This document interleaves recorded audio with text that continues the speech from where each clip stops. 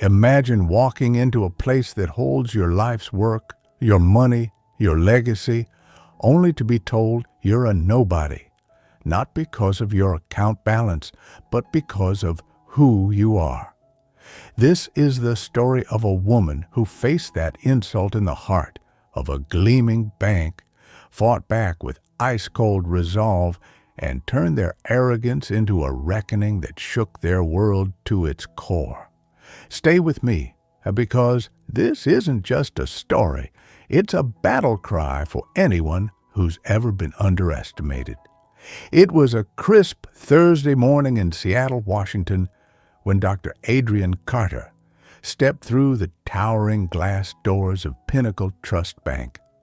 The lobby was a cathedral of wealth, marble floors so polished they reflected the chandeliers overhead, the air heavy with the scent of cedar and leather, and a hushed reverence that screamed exclusivity.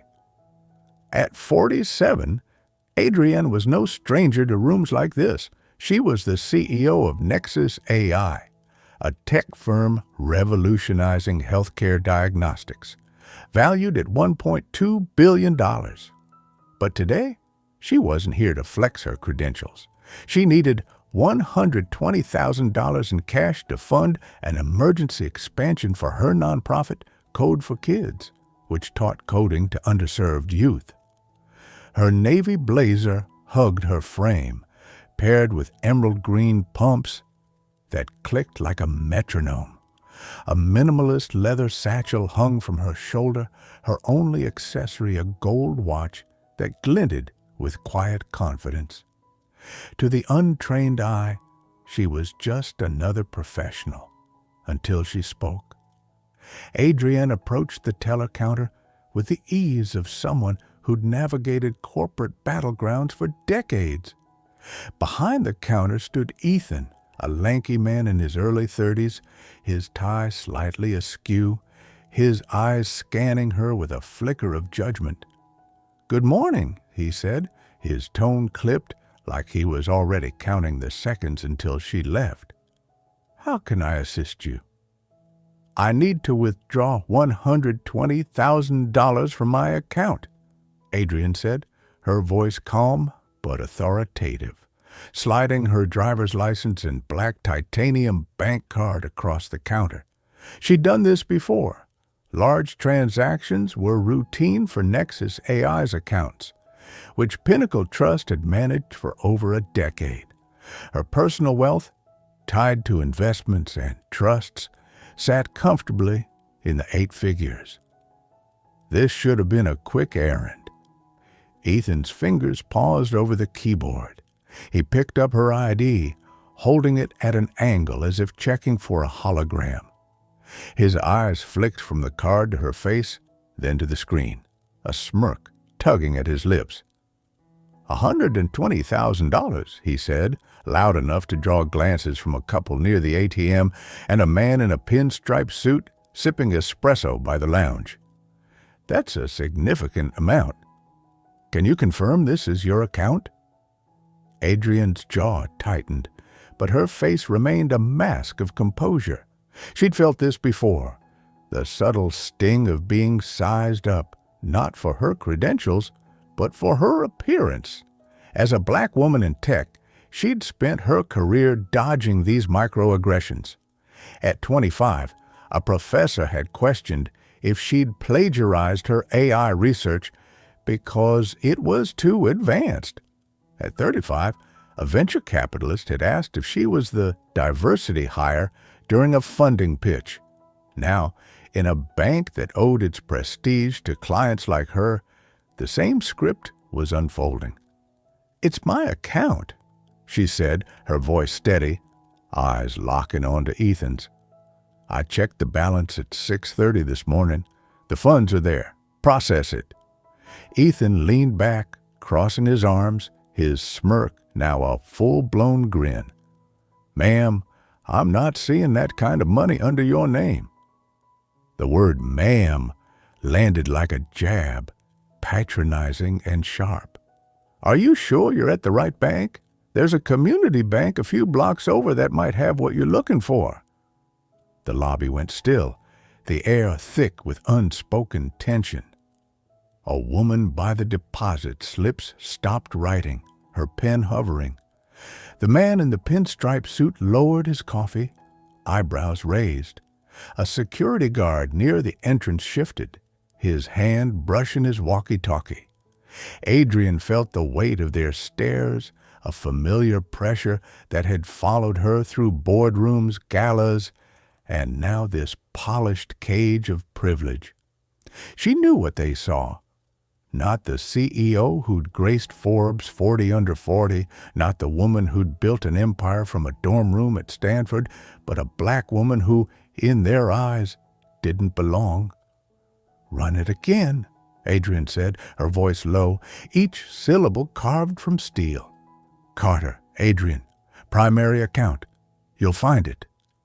Ethan chuckled, a sound that grated like sandpaper. He tapped the keyboard lazily, then shook his head, playing to the growing audience. "Nope, nothing. Look, miss, we can't just hand out 6 figures because someone claims it's theirs. Got another ID? Or maybe someone who can verify your situation?" His eyes flicked to her satchel, as if it were a prop in a scam. Adrian's pulse quickened, but her face betrayed nothing. She leaned forward, just enough to make Ethan shift uncomfortably. "You're telling me Pinnacle Trust, a bank I've entrusted with Nexus AI's portfolio for 12 years, can't locate my account? The one your chairman personally flew to Seattle to secure? The one tied to $300 million in assets?" Her voice was a scalpel, precise and deadly. Ethan's grin faltered, but his ego held firm. "Nexus AI? Sure, I've read about it. Doesn't mean you're the CEO." He laughed, a sharp bark that echoed in the lobby. The woman by the deposit slips gasped. The pinstripe suit smirked, leaning back like he was at a theater. The security guard took a step closer, his walkie-talkie crackling. Adrian's eyes narrowed, but she didn't raise her voice. She didn't need to. "Get your manager," she said, her words slicing through the room. "Now." Ethan hesitated, caught off guard by her unshakable calm, then shrugged. "All right, but don't hold your breath." He strolled to a back office, leaving her ID and card on the counter like discarded trash. Adrian didn't touch them. She stood tall, shoulders squared, chin high, the lobby's gaze crawling over her, curious, skeptical, waiting for her to crumble. She wouldn't. Not today, not ever. The minutes stretched, heavy and suffocating. Whispers slithered through the crowd. A man in a polo shirt muttered about fraudsters getting bold. A woman clutched her designer purse, eyes darting. The security guard, a broad man with a crew cut, loomed closer, his boots scuffing the marble. Adrian met his gaze, unyielding, and he looked away, unsettled. This wasn't just about Ethan anymore. It was a fight against a system that thrived on making her feel invisible. Her mind drifted to her early days. A scholarship kid at Stanford, overhearing classmates whisper she'd only been admitted for diversity quotas. At 30, a tech conference organizer mistaking her for catering staff, even with her speaker badge pinned to her blazer.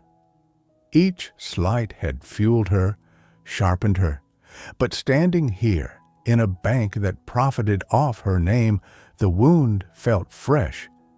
She thought of her father, a mechanic, who'd worked double shifts to buy her first computer, telling her, "They'll try to box you in, Adrienne. Break the damn box." The office door swung open, and out stepped a woman in a tailored gray suit, her auburn hair pulled into a severe bun, badge gleaming. Branch manager Victoria Langston. Her smile was polished but cold, designed to diffuse and dismiss. "Ms. Carter," she said, glancing at the ID with detached curiosity, "I understand there's an issue with a withdrawal." "No issue," Adrian replied, her voice a pillar of granite. I want $120,000 from my account. Your teller claims it doesn't exist. Fix it. Victoria's smile tightened, her eyes scanning Adrian. Blazer, pumps, satchel, like she was solving a riddle that didn't add up. Large withdrawals require stringent verification, she said, her tone syrupy but edged with steel. We have protocols to protect our clients from fraud. I'm sure you understand. Adrian's laugh was low, dangerous, like the rumble before an earthquake. Fraud? You think I'm here to steal my own money? My name's in your investor reports, your gala invites, your valued client emails. I've got tens of millions parked here, and you're telling me I need to prove who I am? Victoria's lips twitched, but she held her ground. Ms. Carter, if that's who you are, we simply need to confirm. If, Adrian cut in, her voice a thunderclap that froze the lobby. Heads turned. The guard stiffened. Ethan, hovering behind Victoria, blanched. You're standing in a bank I've helped sustain, questioning my identity? Do your job, or I'll find someone who will.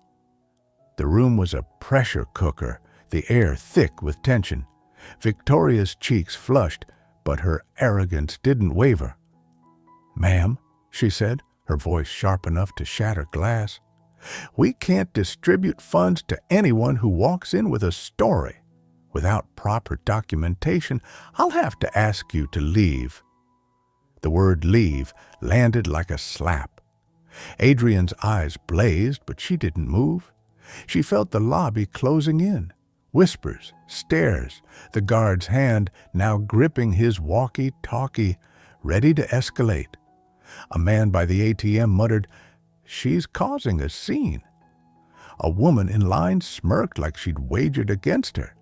This wasn't just a transaction, it was a war, and Adrian was done playing by their rules.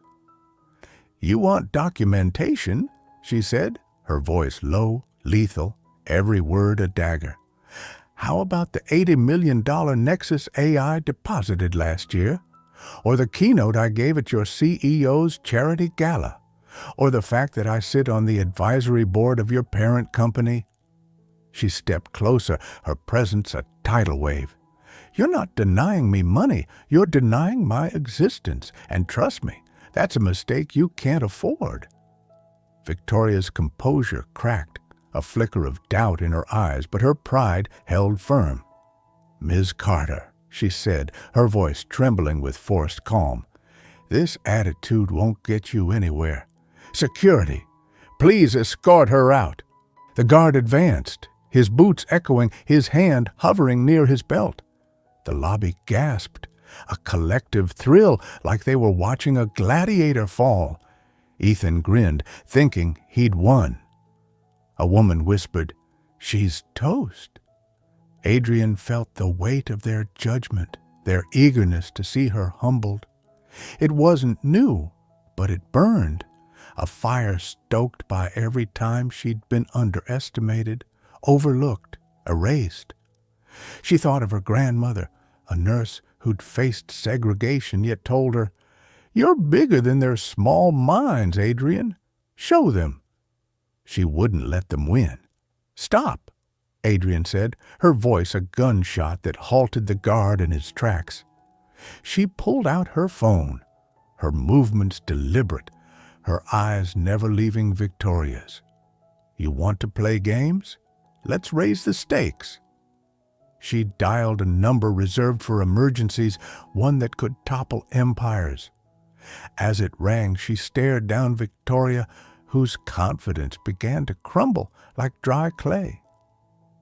Margaret, Adrian said when the call connected, her voice calm but razor-sharp. It's Adrian Carter. I'm at Pinnacle Trust's downtown Seattle branch. Your manager's treating me like a criminal, refusing my $120,000 withdrawal and threatening to have me removed. Fix this now, or Nexus AI pulls every dollar we have here, $300 million, by end of day. She hung up, slipped the phone into her pocket, and crossed her arms, her gaze a furnace. Victoria's face went ashen, her mouth working soundlessly. Ethan's grin vanished, his hands fumbling with the notepad. The guard retreated, his walkie-talkie silent. The lobby was a graveyard, every whisper dead, every eye fixed on Adrian.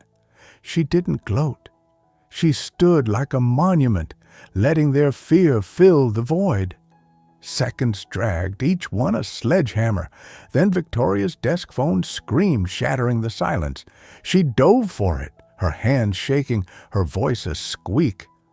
"Yes, Ms. Thornton, I didn't realize. No, we didn't intend." Her eyes flicked to Adrian, wide with panic, like she'd just stepped on a landmine. She hung up, her face gray, and forced a smile that looked painful. "Miss Carter, there's been a terrible misunderstanding. Your account's verified. We'll have your funds in minutes." Adrian didn't blink. A misunderstanding? Her voice was ice, sharp enough to draw blood. "You didn't misunderstand. You chose. You looked at me, my skin, my face, and decided I didn't belong. That's not a glitch. That's a failure, and it's yours." Victoria stammered, I didn't mean—" "Spare me!" Adrian snapped, her patience spent, her voice a blade cutting through excuses. "I don't want your apologies. I want my money. And I want you to carry this moment like a scar when you're answering to your board." Ethan bolted to the vault, his bravado reduced to a nervous scurry. Victoria hovered, wringing her hands, her authority in ruins. The lobby watched, spellbound, like they were witnessing an empire crack. Adrian felt their stares but dismissed them. She was done performing for their approval. She thought of every barrier she'd shattered, every professor who doubted her, every investor who'd patronized her, every room that tried to shrink her. This wasn't just about $120,000. It was about reclaiming her space, her power, her truth. Ethan returned, sweating, carrying a sleek metal case stuffed with crisp bills. He set it down with a thud, his voice barely a whisper. "Here's the $120,000, Ms. Carter. I'm so sorry." Adrian opened the case, scanned the stacks, and snapped it shut. She looked from Ethan to Victoria, her eyes burning through them. "Sorry doesn't fix this," she said, her voice low, venomous. "You didn't just waste my time. You tried to erase me. You thought I was invisible. Watch me now." She turned, case in hand, and strode toward the exit, her pumps a battle anthem. The lobby parted like a sea, every face stunned, some ashamed, some awestruck. The guard held the door, muttering, "Have a good day, ma'am." She didn't respond. She stepped into the Seattle drizzle, the case light in her grip, her heart pounding with a victory forged in fire. By midday, Pinnacle Trust was in chaos. Margaret Thornton, the bank's chairman, had convened an emergency board call, her voice trembling with fury. Adrian's call had been a detonation, and the shock waves were still rippling. Executives scrambled, reviewing security footage, auditing systems, drafting apologies to keep her from dismantling their empire. Nexus AI's accounts, $300 million in deposits, investments, and trusts, were a cornerstone of their portfolio. Losing her would be catastrophic, and they knew it. Adrian didn't care about their panic. She sat in her office, a sleek space overlooking Puget Sound, the case on her desk like a war trophy. Her COO, Javier, knocked, a grin on his face. "Thornton's called 5 times. Sounds like she's on her knees. You taking it?" "Let her sweat," Adrian said, her voice cool, her eyes on her monitor. "I'm not finished." Javier laughed. Social media is exploding. Someone posted about a tech queen torching Pinnacle Trust. No names, but it's viral. You okay? Better than okay, she said, a fire in her eyes. I'm building. She wasn't chasing clout or retweets. This was a mission, a fight for every time she'd been doubted, dismissed, diminished. She thought of her first pitch at 27, a room of white male investors smirking as she explained neural networks, one asking if she'd considered something less technical. She'd buried them, built Nexus AI, and still, banks like Pinnacle Trust saw her as less. But she wasn't here to beg for respect. She was here to demand it. That afternoon, she drove to the Code for Kids site, a vacant lot in South Seattle, surrounded by graffiti-streaked fences and dreams. She handed the case to the program director, a no-nonsense woman named Carla, who raised an eyebrow at the cash. "This'll get us servers, laptops, a whole lab," Carla said. "These kids are going to lose their minds." "That's the point," Adrian replied, her voice softening, her gaze on the horizon. She saw it vividly. Teens coding apps, designing games, building futures free from the weight of rooms like that bank lobby. This wasn't about her. It was about them, about breaking cycles, about planting seeds in soil others had deemed barren. Back at Pinnacle Trust, Victoria and Ethan were sinking. Thornton had flown to Seattle, her presence ablaze. In a boardroom thick with dread, she didn't shout. She didn't need to. "You had one job," she said, her voice like frost. "Safeguard our clients. Instead, you insulted our most valuable. Give me one reason you're still here." Victoria babbled about compliance, security protocols, unusual activity. Ethan stared at the floor, mute, his career in ashes. Thornton cut them off. "This isn't about policy. It's about bias. You saw Dr. Carter and decided she wasn't worth your respect. That's not a mistake. It's a death knell for this branch." Victoria was suspended that day, her office emptied by dusk. Ethan was reassigned to back-office data entry, his desk banished to a basement cubicle. Thornton ordered a company-wide reckoning, mandatory anti-bias training, client respect audits, a zero-tolerance policy for errors. It was a start, but it wasn't enough. Adrian received Thornton's email, a groveling plea. "Victoria's gone, Ethan's off the floor. We're rebuilding trust. Please meet with me." She didn't respond. Trust wasn't a press release, it was action, and she'd seen too little. Instead, she called her CFO, Priya. "Move $50 million to Horizon Credit Union," she said. "Quietly. Start now." Priya whistled. "You're rewriting the game." "I'm winning it," Adrian corrected, her voice iron. Horizon Credit Union was community-focused, diverse, hungry for her business. She'd met their president at a local tech summit, admired their grit. This wasn't vengeance, it was strategy, redirecting her wealth to those who'd honor it. Pinnacle Trust could keep her major accounts for now, but she'd make them feel the pinch, remind them who held the power. The next morning, Adrian returned to Pinnacle Trust, not to fight, but to observe. She wore jeans, a hoodie, and sneakers, blending into the crowd, her satchel replaced by a canvas tote. No one recognized her, not the new teller, not the guard who was busy scrolling on his phone. She lingered by the coffee station, eyes sweeping the room. The staff moved like they were on eggshells, voices low, eyes darting. A new sign hung above the counters. "Every client matters." She overheard a teller murmur, "Big client got humiliated here yesterday, board's freaking out." Another replied, "About time they learned not to judge books by covers." Adriana's lips curved, not a smile but close. Change was creeping in, slow but tangible. She didn't need their apologies. She needed a world where she didn't have to prove her worth. She left silently, her shadow fading in the morning mist. That evening, she hosted a dinner at her waterfront home, a warm space filled with laughter, jazz, and the clink of wine glasses.